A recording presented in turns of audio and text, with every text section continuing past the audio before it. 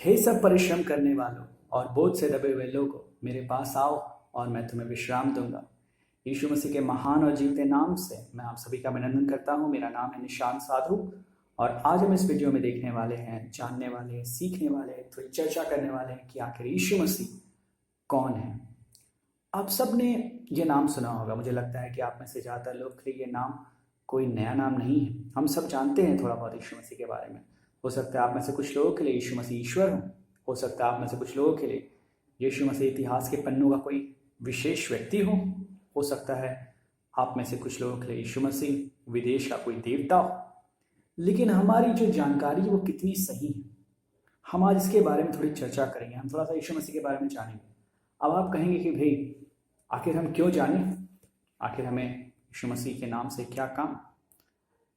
मुझे ऐसा लगता है कि यीशु मसीह के बारे में हम सबको जानना चाहिए, वो भी गहराई से, क्योंकि जो बातें, जो वायदे यीशु मसीह ने करे हैं, ना केवल अपने बारे में, अपने खुद के बारे में, लेकिन हमारे बारे में, वो बहुत ही अद्भुत है, वो बहुत ही निराली है, वो बहुत ही अनोखी है। और हर एक मनुष्य को उन वायदों के बारे में, उन बातों के बारे में जानना ही चाहिए। तो आइए हम बहुत ही कम शब्दों में सबसे पहले यीशु मसीह के बारे में थोड़ा सा देखें, उनका इतिहास। यीशु मसीह का जन्म इजराइल नामक देश, जो कि एशिया में है, भारत से कुछ हजार किलोमीटर दूर हुआ था, बेथलेहम नामक एक शहर में। 33 साल की उम्र में क्रूस पर उनकी मृत्यु हुई और जैसा उन्होंने अपने बारे में पहले ही कहा था कि वो तीसरे दिन जी उठेंगे, और यीशु मसीह तीसरे दिन जी उठे। और आज भी एक खाली कब्र इजराइल में है। लाखों लोग हर साल उस कब्र को देखने जाते हैं, जो इस बात का प्रमाण है कि यीशु मसीह जीवित है।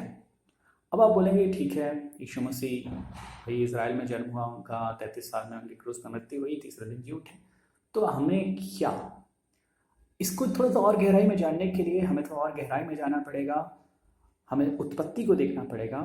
परमेश्वर ने जब संसार की रचना करी तो उन्होंने मनुष्य को बनाया, आदम को बनाया, हवा को बनाया, जो कि पहले नर नारी थे, और उन्हें अदन की वाटिका में रखा। लेकिन परमेश्वर ने उन्हें एक आज्ञा दी थी। एक पेड़ था, बोला परमेश्वर ने कि इस पेड़ के फल को मत छूना, लेकिन वहाँ पे शैतान आया। शैतान ने हवा को बहकाया और हवा ने उस पेड़ के फल को खाया, साथ में आदम को भी खिलाया, और वो पाप उनके अंदर आया, उनके जीवन में आया, और उस पाप के कारण मृत्यु आई। क्योंकि लिखा है कि वचन में कि पाप की मजदूरी मृत्यु है। उस पाप में वो फंस गए, और पाप के साथ कोई परमेश्वर के पास नहीं जा सकता, एक्चुअली कोई स्वर्ग नहीं जा सकता। और इसलिए परमेश्वर ने, क्योंकि वो मनुष्य से इतना प्रेम रखते थे, तो उन्होंने बोला कि अब क्या किया जाए।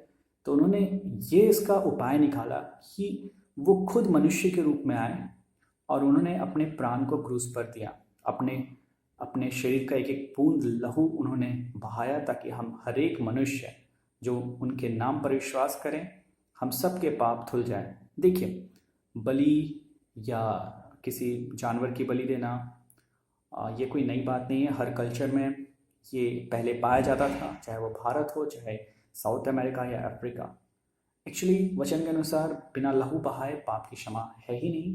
लेकिन परमेश्वर ये जानते थे कि किसी जानवर के खून से मनुष्य के पाप नहीं धुल सकते, तो इसलिए परमेश्वर को खुद आना पड़ा, क्योंकि उनका ही लहू एक पवित्र लहू था, एक स्वर्गीय लहू था, और उन्होंने वहाँ पर क्रूस पर शैतान को हराया, और उन्होंने अपना लहू हमारे लिए दे दिया, ताकि उनके लहू के द्वारा हम पवित्र हो सके, शुद्ध हो सके। क्योंकि और किसी दूसरे उपाय से हम अपने कर्मों के द्वारा धर्मी बन ही नहीं सकते। इसलिए यीशु मसीह ने अपनी धार्मिकता हमें दे दी। इतिहास यीशु मसीह के को नकार नहीं सकता। कोई इतिहासकार यीशु मसीह के अस्तित्व को नकार नहीं सकता, क्योंकि यीशु मसीह शायद आज तक, अगर सिर्फ मनुष्य के रूप में देखें, तो यीशु मसीह इस इतिहास के आज तक के शायद सबसे प्रभावशाली मनुष्य हैं। और यहाँ तक कि इतिहास भी उनके कारण दो भाग में टूट गया। हम सब लोग बोलते हैं कि एडी और बीसी। बीसी मतलब बिफोर क्राइस्ट, एडी मतलब एनो डोमिनी। एनो डोमिनी का मतलब है यीशु मसीह के राज में। तो वो थे, तो वो कोई किस्से कहानी नहीं है, वो सच में थे।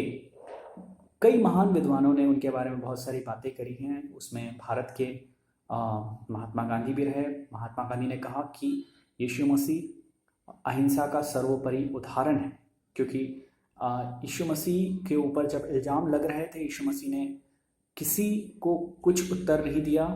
यहाँ तक कि जो महात्मा गांधी भी जो बोलते हैं कि अगर कोई एक गाल में थप्पड़ मार दे दूसरा गाल भी आगे कर दो, ये बात सबसे पहले यीशु मसीह ने कही थी। और महात्मा गांधी का जो बाइबल है, मतलब बाइबल से हमेशा उसको पढ़ते थे। उनके जीवन में बहुत ज़्यादा प्रभाव उन्होंने डाला है। हम इस भारतीय होने के नाते हम जानते हैं इस बातों को। यीशु मसीह के बारे में बहुत लोगों ने और भी बहुत कुछ कहा। पतरस ने कहा कि यीशु मसीह आप परमेश्वर के पुत्र हैं।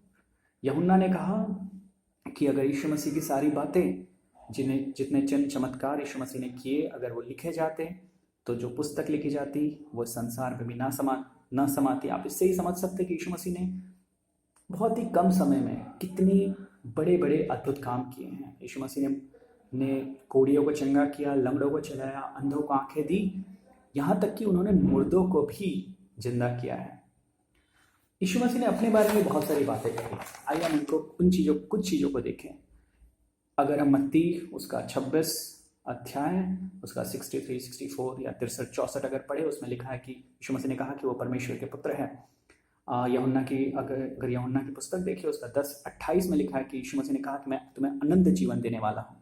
यीशु मसीह मरकुस में कहते हैं कि वो पापों की क्षमा करने का उनको अधिकार है। यीशु मसीह ने कहा कि वो अच्छे चरवाहे हैं। यीशु मसीह ने यूहन्ना में कहा 4:10 में कि जीवन का वो जल देने वाले हैं। यीशु मसीह ने कहा कि मैं जगत की ज्योति हूँ। यीशु मसीह ने कहा कि मैं उद्धार करता हूँ।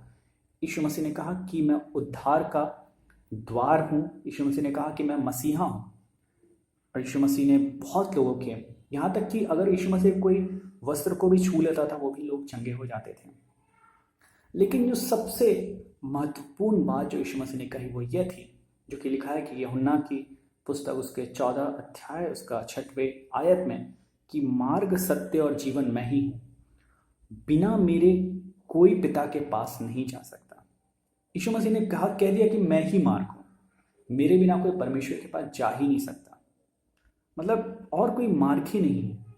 और मेरा जो ये वीडियो बनाने का जो रीज़न है वो यही है कि अगर यीशु मसीह कह रहे हैं कि मैं ही मार्ग हूँ, तो हमें उनके बारे में जानना बहुत ज़रूरी है। क्योंकि उन्होंने कहा कि मार्ग में मैं हूँ, सत्य भी मैं ही हूँ और जीवन भी मैं ही हूँ। और यीशु मसीह हमसे बहुत ज़्यादा प्यार करते हैं।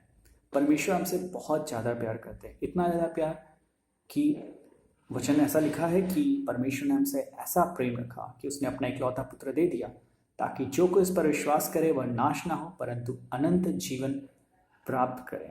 तो यीशु मसीह ने हमारे लिए बहुत कुछ सहा, क्रूस की मृत्यु भी सह ली। और सिर्फ इतना ही नहीं, यीशु मसीह हमें अपना बेटा बोलता है। परमेश्वर हमें अपना बेटा बोलता है और यीशु मसीह के कारण हम उसके राज्य के एक संतान हैं। यीशु मसीह के वायदे बहुत ही ज़्यादा अद्भुत हैं। तो मैं एक आयत को जो सबसे पहले मैंने शुरू में कही थी, मैं उसे फिर से रिपीट करना चाहता हूँ आप सबके सामने, जो कि मत्ती 11:28 में है कि हे सब परिश्रम करने वाले और बोझ से दबे हुए लोगों, मेरे पास आओ, मैं तुम्हें विश्राम दूंगा। अगर आप परिश्रम कर रहे हैं, परिश्रम मतलब अगर आप किसी पाप में फंसे हुए हैं, किसी मुश्किल में फंसे हुए हैं, अगर आपको लग रहा है कि नहीं मुझे अपने जीवन, शायद मेरे जीवन का कोई लक्ष्य नहीं है, मुझे कोई प्यार नहीं करता, आपको लग रहा है कि असफलता मुझे घेरी हुई है या और कोई भी परेशानी, तो मैं आज आपको ये इनविटेशन देना चाहता हूँ यीशु मसीह की तरफ से।